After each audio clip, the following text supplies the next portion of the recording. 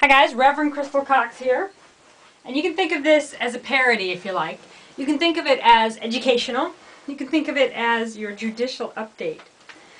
Now, I don't usually do this. What I'm going to do today is I'm going to read to you a court ruling.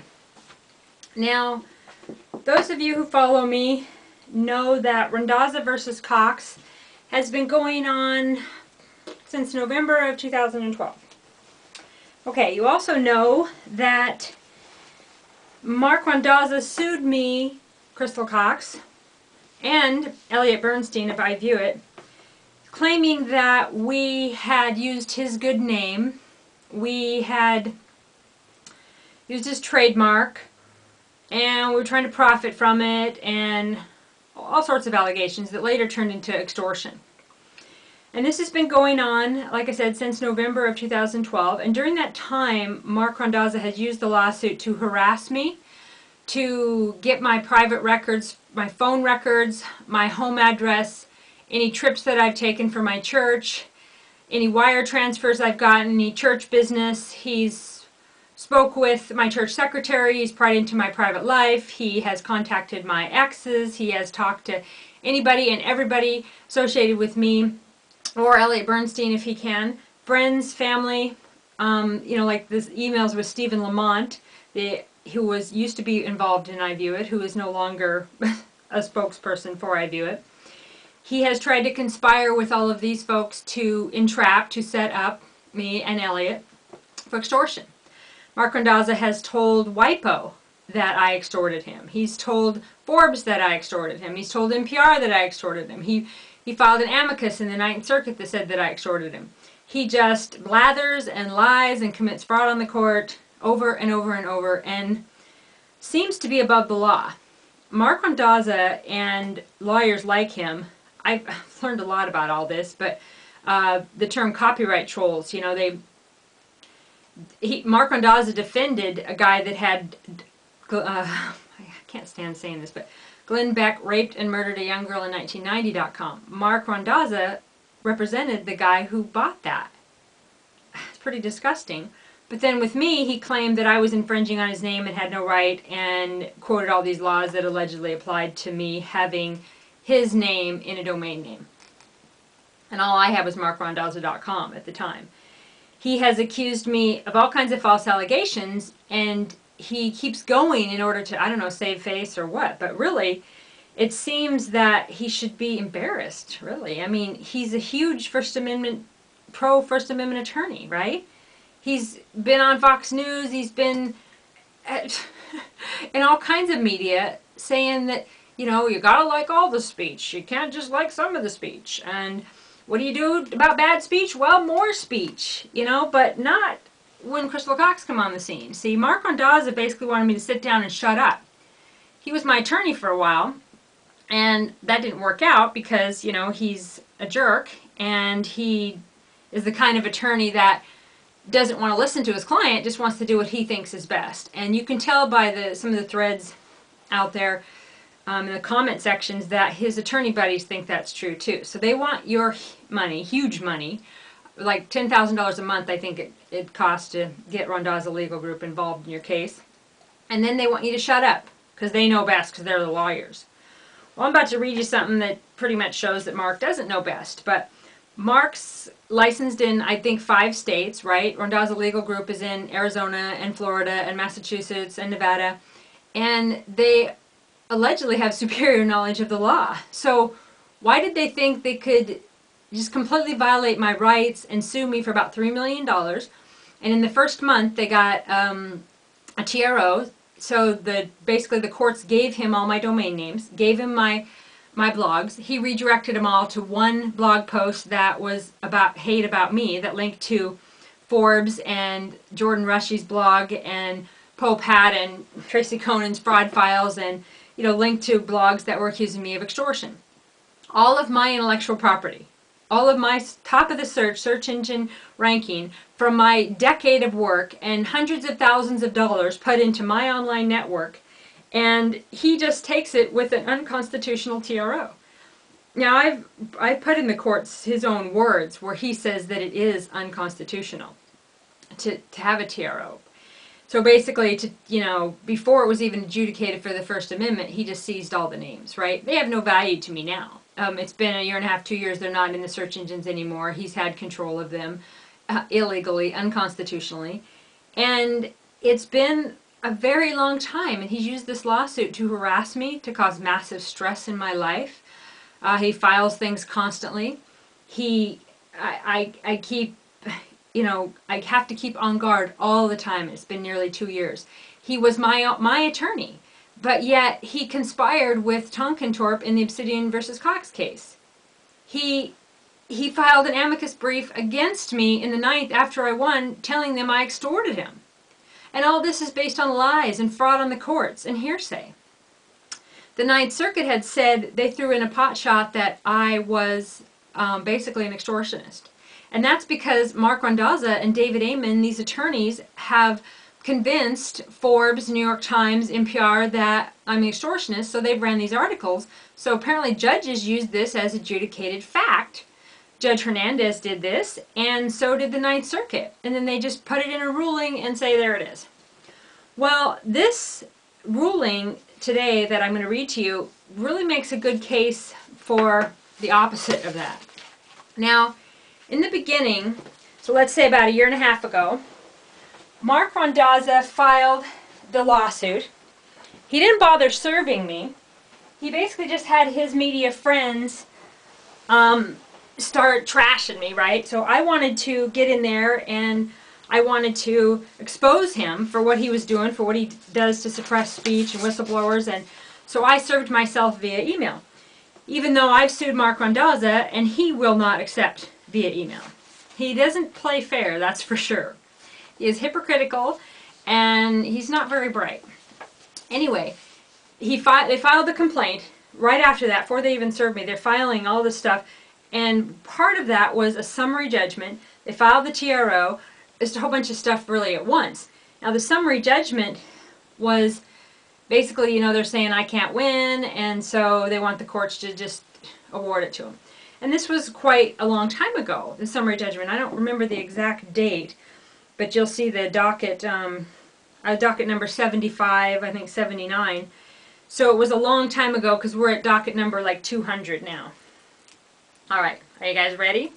So basically, this is a ruling, April 10th, 2004, and it is an order that is denying the motion for the summary judgment. Now I had filed a motion for a summary judgment at that time too, and mine was denied too, but my counter complaint was denied, so they kind of went together, so it was ruled as moot. Anyway, pay attention to this because I don't have a copy yet because I can't afford to be on Pacer, and I got this in the mail. And if you've been sued by these attorneys and anything similar to the Randazza versus Cox case at all, these are some really good things to know. No one else is really doing it. Like I said, WIPO used hearsay. Forbes seems to be able to do whatever they want. New York Times does whatever they want. The 9th Circuit uses hearsay. And just throw it in a ruling, and then they make your life hell, and they defame you and slander you. This is wrong. This is unconstitutional. This is illegal. This is immoral. Judge Hernandez did it to me. The 9th Circuit judges did it to me. But this makes a good case for, that's not right. Hearsay is not adjudicated fact. Alright, so it's an order denying a motion for summary judgment. It's document 200 in Randazza versus Cox, which is a case out of Nevada. And the judge is Jennifer Dorsey. And, okay. Well, let's get started. This cyber squatting case arises out of the alleged targeting of plaintiff Mark Randazza, his wife Jennifer, and their young daughter Natalia, by defendant Crystal Cox, a self-proclaimed investigative blogger. The Randazzas allege that Cox and defendant Elliot Bernstein have engaged in an online harassment campaign to extort them by registering dozens of internet domain names that incorporate the Randazzas' names and then demanding they agree to purchase Cox's reputation management services to remove this allegedly defamatory material from the internet and rehabilitate their cyber reputation. Cox maintains that this lawsuit was instituted to harass her and stifle her First Amendment freedom of speech and expression. The Randazza plaintiffs moved for summary judgment on their claims against Cox. But as one of those claims is legally untenable and genuine issues of material fact preclude summary judgment on the remainder, their motion is denied. Cox has pending her own motion for summary judgment on her original countercomplaint, which has since been stricken, so that motion is also denied. Okay, motion for summary judgment. In November 2012, the Randazzas sued Cox and Bernstein, alleging violations of individual cyber privacy protection for various registered websites under 15 U.S.C. 8131. Cyber squatting for various registered websites under 15 U.S.C. 1125d. Their right of publicity under NRS 597.810. Their common law right of publicity, intrusion upon seclusion, and civil conspiracy. The claims were based on allegations that Cox and Bernstein registered several domain names containing plaintiffs' names, that Cox's blog posts contained objectionable characterization of the plaintiffs, and that these acts were designed to extort and harass the Randazzas and capitalize on and damage the goodwill Mark Randazza claims he built up in his name as a prominent First Amendment attorney. Sorry, I'm laughing, but his name wasn't good. I mean, the stuff that I posted to expose him because of what he did to me, other people were saying it. He doesn't have a good reputation. And yeah, a prominent First Amendment attorney. Taking away someone's First Amendment rights, just unconstitutionally, bam, done, yep, this is my thing, it's over, take her names, you know, GoDaddy didn't even lock the servers, and they're sent to Mark and redirected to something defaming and slandering me, which has caused me irreparable damage. Right? Come on. Bernstein has not appeared or answered the allegations, but Cox has. She contends that she registered the domain names to control public relation information when she thought Mark Randazza would represent her in another lawsuit.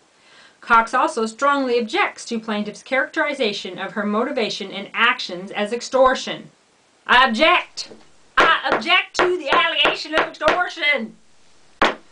The tortured history of this case is rife with procedural maneuvering from both sides. All parties have disrupted the court's timely management of its docket, wasteful judicial resources, and threatened the orderly administration of justice by sandbagging the docket with multiple impertinent, legally unsupportive, and frivolous filings. Well, I try, right? I'm not a liar. I'm a creative writer. The instant motions were not spared from these tactics. Despite Mr. Randazza's self-proclaimed prominence as a First Amendment attorney and being represented by independent counsel, plaintiffs have failed to authenticate more than half of their pro-offered exhibits in support of their motion. And half of the authenticated ones are immaterial to this motion. Equally confounding is that pro se Cox has submitted a 255-page summary judgment motion and a 183-page opposition to plaintiff's summary judgment motion, neither of which contained relevant legal authority. Well, you know, the court won't give me an attorney. I do the best I can. All right, authentication of evidence. The first step in analyzing these motions is to determine what evidence the court may consider in evaluating whether the parties met their respective burdens. In Orr v. Bank of America, the Ninth Circuit Court of Appeals made it clear that unauthenticated documents cannot be considered in a motion for summary judgment. To authenticate a document, the proponent must offer evidence sufficient to support a finding that the matter in question is what its proponent claims. As the summary judgment procedure is the pretrial functional equivalent of a directed verdict motion, it requires consideration of the same caliber of evidence that would be admitted at trial.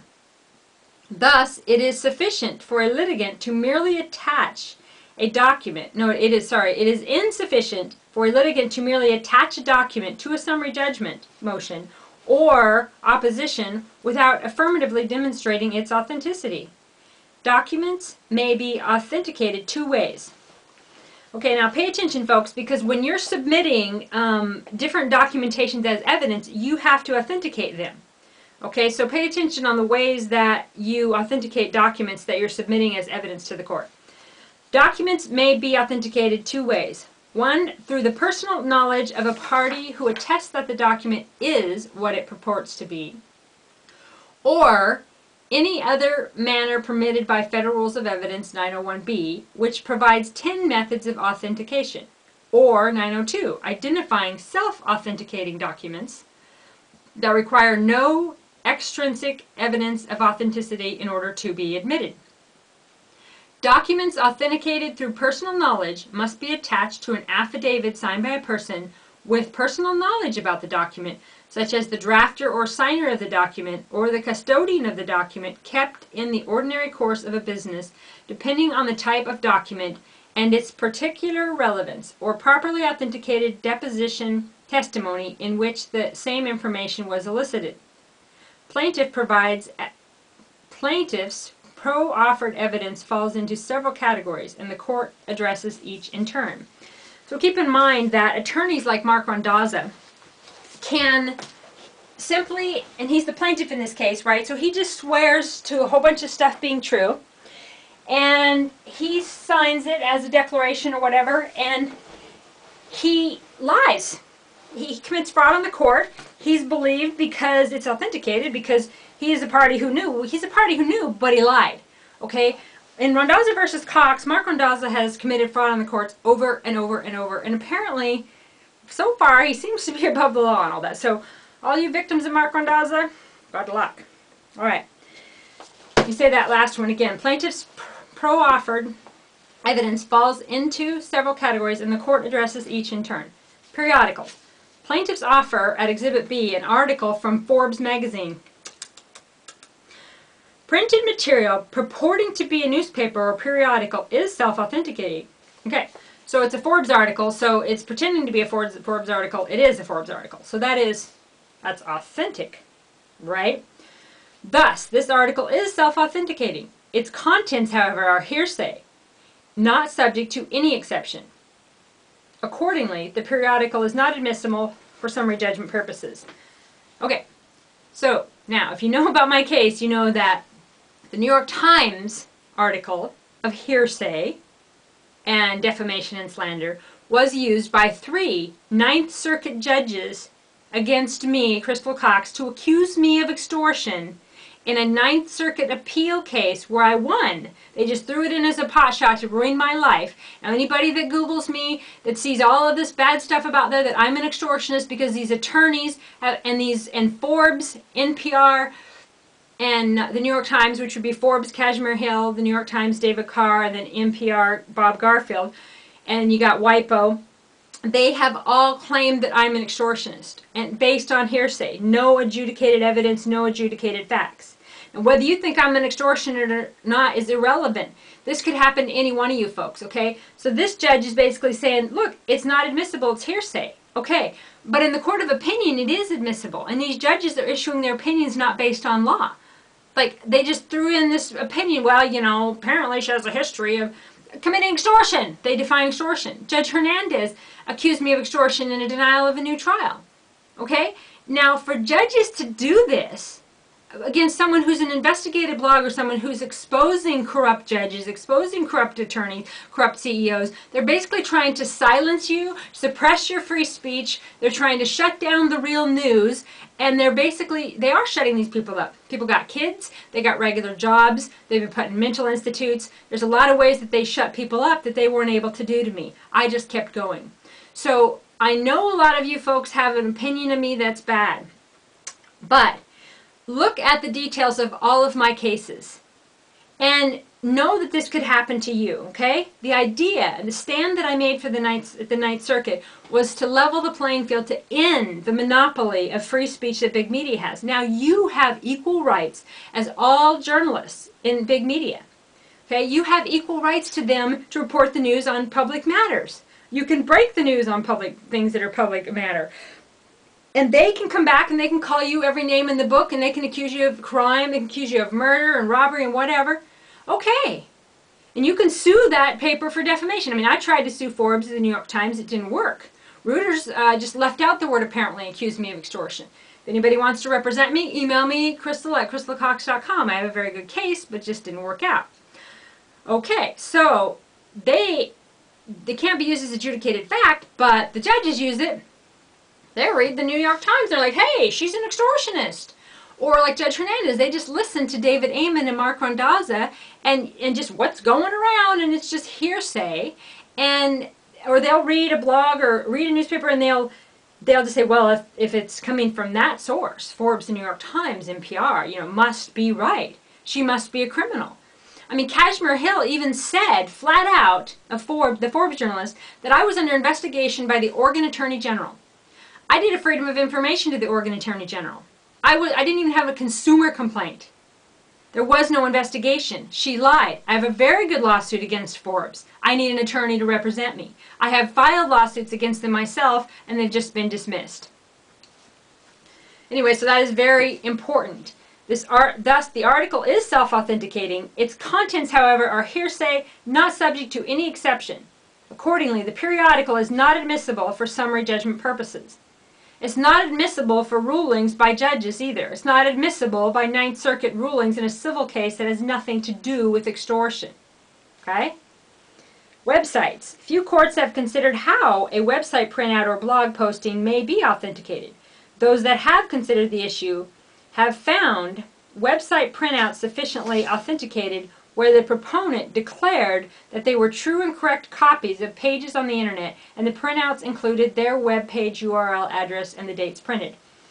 On this last page it says Federal Rule Evidence 902.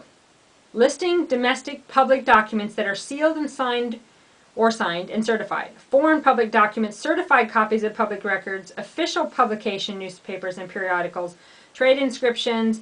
Okay, anyway, research this Evidence 902. The point is you have to authenticate the evidence that you're submitting. You can't just say, oh, here this is, and like I made it up. Okay, you have to authenticate where it came from and how you got it. And then it also talks about C.or. 285 F3D at 773-74 about document authentication. The websites contained in exhibits have been properly authenticated under this standard because Plaintiff Mark Randazza has attested that they are true and correct copies, and the printouts include the web page URL address and the dates the websites were printed. However, plaintiffs have not authenticated any of the purported website contents in exhibits D, G, M, O, and P, although Mr. Randazza has attested that these exhibits are true and correct copies, and the printouts include the web page URL. Absent are the dates the web pages were printed. Without the print dates, these website printouts have not been properly authenticated and the court will not consider them. So make sure you have your print date on them. Okay, letters, emails, and text messages. A document may be authenticated by personal knowledge, by a witness who wrote it, signed it, used it, or saw others do it. Okay, so if anyone sees you do something, then you need to have a sworn affidavit from them that this happened. So you can't just tell the courts that it happened, and you can't just submit a document that proves something without it being authenticated of where the document came from. So again, I'm going to read that again. A document may be authenticated by personal knowledge, by a witness who wrote it, signed it, used it, or saw others do so. Although circumstantial evidence, like an email context, email address, or previous correspondence between the parties, may help to authenticate an email, the most direct method of authentication is a statement from its author, or an individual who saw the author compose and send the email. Now, if you remember right, in the Obsidian versus Cox case, they used an email to ruin my life. They used an email in the closing statements of my case to make the jury hate me. Okay? They used an unauthenticated email that was not supposed to be evidence that I objected to, that I asked. You can see in the trial transcripts the day before the trial, I think it's on page 15, where I told the judge I was being accused of extortion, and the judge said, no, you're not.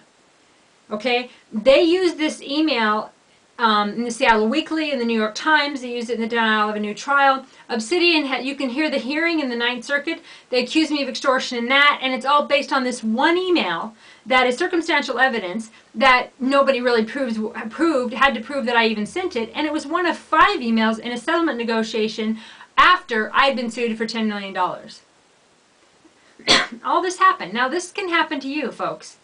I know many of you have just read your favorite blogger on this, or the New York Times or Forbes, but look into the details of how far they go to silence whistleblowers, to silence investigative bloggers.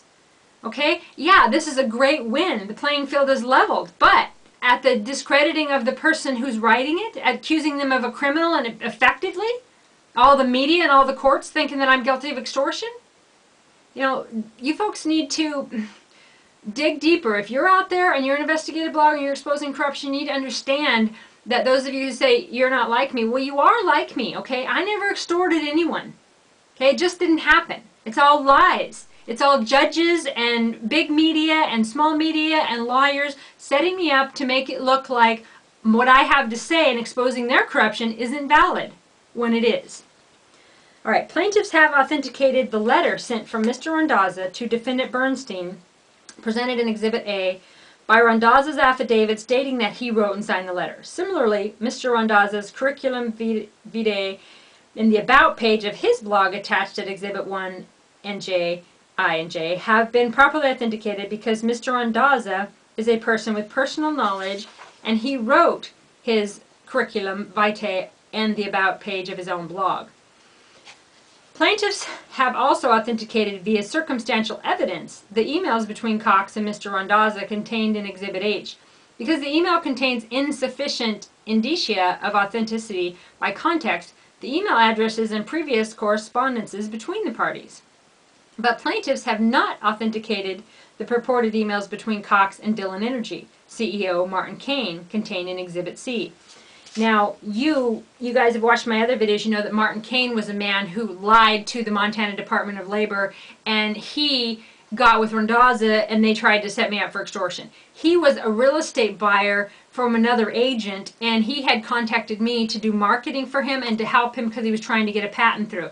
And because I wanted him to bring the jobs to my town, which was Eureka, Montana at the time, I was trying to help him find a property. So I found the seller. I was working with the seller, not him as the buyer. He had his own buyer's agent. And the seller ended up turning on me, and the commissioners, the senators, the authorities in the state, because I was exposing corruption on all of them, told Dillon Energy that they would not work with them